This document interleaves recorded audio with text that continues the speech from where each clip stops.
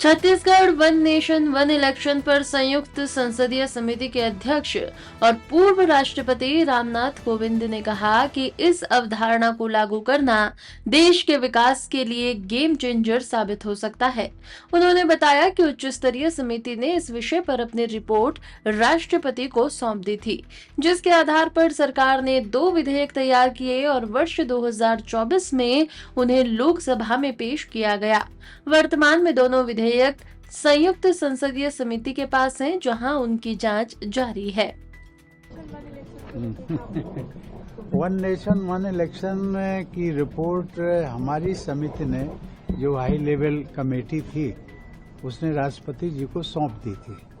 उसके पश्चात सरकार ने उसके आधार पर 2 बिल तैयार किए, लोकसभा में पेश किए 2024 में, और वो अभी दोनों बिल जो हैं वो गए हुए हैं जेपीसी के पास। जेपीसी उसको एग्जामिन कर रही है। एक चीज मैं जरूर आपके माध्यम से सभी देशवासियों को कहना चाहूंगा कि अगर ये अवधारणा लागू हो जाती है देश में, तो मुझे लगता है it will prove to be a game changer Bharat के विकास के लिए। इसमें अभी जो हमारा साइमल्टेनियस इलेक्शंस जो चलते हैं, हर साल पूरे भारत में 4 या 5 राज्यों में चुनाव होते हैं, और उसमें हमारी जो एडमिनिस्ट्रेटिव मशीनरी है वो सब लग जाती है। खास करके इसकी जो सबसे बड़ी कैजुअलिटी होती है वो हमारी शिक्षा होती है, बच्चों की, क्योंकि टीचर्स इसमें अधिक लगते हैं।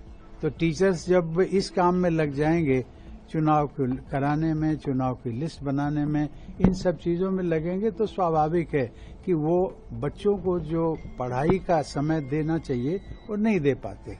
और कभी कभी बच्चे भी हमारे जब एग्जाम होते हैं तो वो शिकायत भी करते हैं कि ये जो पेपर आया है वो आउट ऑफ सिलेबस है, और ये बात सच है। सिलेबस के बाहर इसलिए होगा क्योंकि टीचर्स को टाइम नहीं मिला उनको पढ़ाने के लिए। इसलिए मैं कह रहा हूँ मोटे तौर पर जो है ये पूरे देश के विकास के लिए, देश के भविष्य के लिए एक बहुत अच्छी शुरुआत है, और इसको सभी देशवासी है।